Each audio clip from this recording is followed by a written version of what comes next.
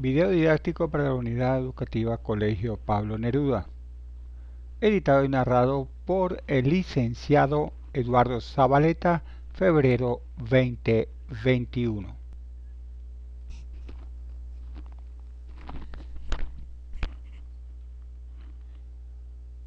Geografía, Historia y Ciudadanía. Historia contemporánea de Venezuela, cuarto año. Política exterior de Venezuela, segunda parte. Diferendo Colombo venezolano.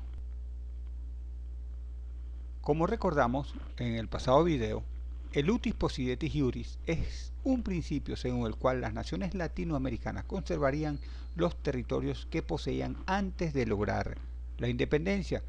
A continuación vemos un mapa apreciativo en donde se pueden ver lo que era el virreinato de Nueva Granada y cómo estaba dividido antes de la década de 1810.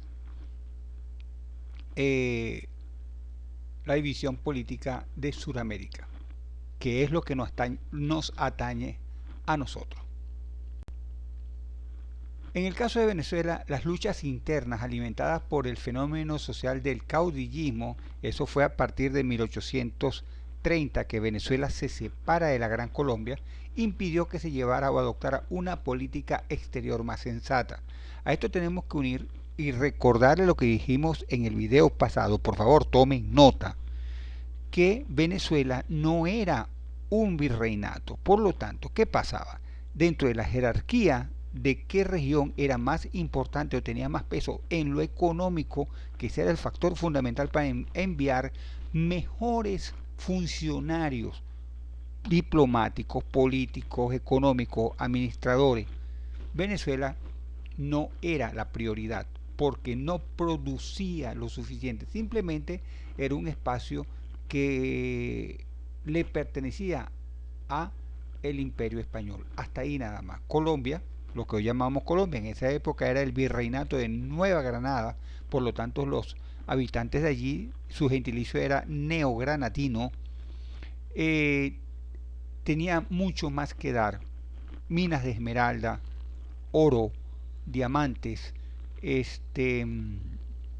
minas de sal, mucho café, ¿ok? Venezuela no daba eso y era muy escasa la producción. De aquí en adelante, de 1830, una seguidilla de fracaso en el terreno diplomático, en el cual nos llevarían a perder los llanos del Casanare, al arrimarse, al correrse, al ajustarse las fronteras con la ribera occidental del río Orinoco, mediante el laudo arbitral de 1891 en Madrid. Ahí vemos cómo era la Capitanía General de Venezuela. El terreno que sobresale abajo a la izquierda, eso eran los llanos del Casanare. Ahí vemos todo el espacio, ¿verdad?, que perdió Venezuela con el laudo arbitral de Madrid en 1891.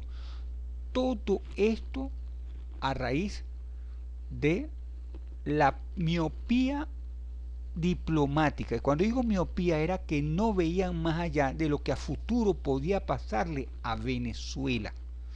¿Ok? Entonces todo esos llanos del Casanare pasó a ser parte de Colombia, como lo dijimos. Era una metrópolis, Santa Fe de Bogotá, una metrópolis. Mejores funcionarios enseñaron a los colombianos a cómo manejarse. Ellos crearon mejores lazos económicos y diplomáticos que Venezuela, y por ende, históricamente, en el nivel diplomático, Colombia ha sido infinitamente mejor que Venezuela. Yo quiero hacer este valor apreciativo porque el hecho de que uno ve historia, uno tiene que ver la historia en forma objetiva, ¿ok? Para poder entonces entender el por qué hemos estado rodando de fracaso en fracaso en todo el siglo XIX. En 1833, a 3 años de la disolución de la Gran Colombia, los ministros plenipotenciarios de Colombia, Lino Pombo, y por Venezuela, Santos Michelena, firmaron un tratado que se denominó Tratado de Amistad, Alianza, Comercio, Navegación y Límites, el cual fue rechazado por los congresistas venezolanos por un arrebato de patrioterismo exacerbado, es decir, exagerado, sin ver hacia el futuro y entender cuál era el ínfimo peso internacional que tuvo Venezuela y que todavía tiene Venezuela actualmente. Según los congresistas venezolanos, la línea divisoria debería empezar en el Cabo de la Vela y no en el Cabo de Chichibacoa, como está en el Tratado Pombo-Michelena, y se acogieron al principio de Liutis Possidetis Iuris. Pero se firmaron 4 tratados más: el Romero Pombo, 1842, el Arévalo Murillo, 1866, el Morales Silva en 1869 y el fatídico Guzmán Murillo Toro en 1874. Cada uno con resultados más desfavorables para Venezuela que el otro. Entonces, si bien es verdad que el Cabo de Vela en 1777, que era la capitanía, ahí está el límite. Miren toda la extensión de la península de La Guajira. ¿Ok? Entonces llegó y miren el límite actual, que es en la zona anaranjada. Y después vino el Tratado Pombo-Michelena. Ahí está, Chichibacoa 1833. Pero ¿qué es lo que pasa? Al lado del lado derecho, donde dice el año 1833, esos son los islotes de los monjes, que es de Venezuela. ¿Qué pasa? Si ustedes trazan una línea horizontal hacia la derecha, Colombia con ese tratado no entra a pedir derechos sobre el Golfo de Venezuela, que ese es el nódulo del problema, que Colombia entre hacia el Golfo de Venezuela. ¿Qué pasa? El último y desfavorable y erróneo tratado fue en 1941, que establece Punta de Castillete como el inicio de partida de la línea fronteriza.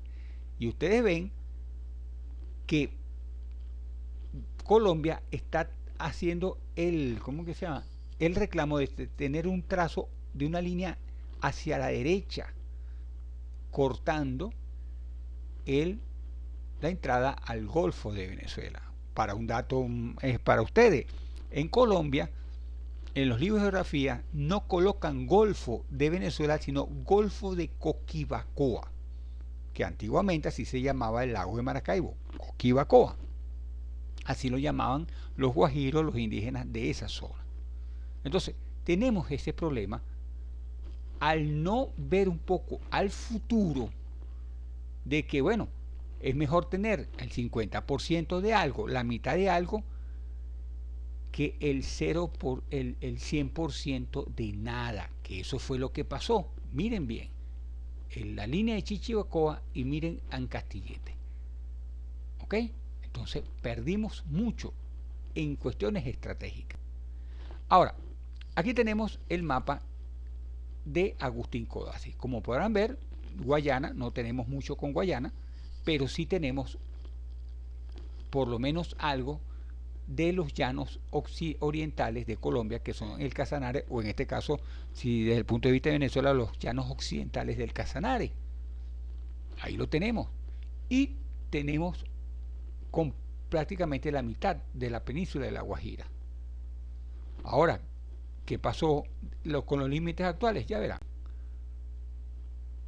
Ya dicen por allí que ya nosotros hemos perdido totalmente Guayana por errores diplomáticos y desidia en estar pendiente de ello. Entonces, en ese aspecto hemos perdido más, porque el problema es que Guayana Esequiba, que es lo que está a la derecha, está todavía desde el punto de vista venezolano en zona de reclamación. Pero actualmente Guyana Inglesa, la República Cooperativa de Guyana, ¿ok?, ha colocado empresas explotadoras de petróleo y mineras en toda la zona del Esequibo. Entonces, ellos están argumentando que como ellos están usando el territorio le pertenece a ellos. Ahí tienen, ¿ok? Se superponen las líneas y verán lo que se ha perdido en territorio. Por tu atención, muchísimas gracias.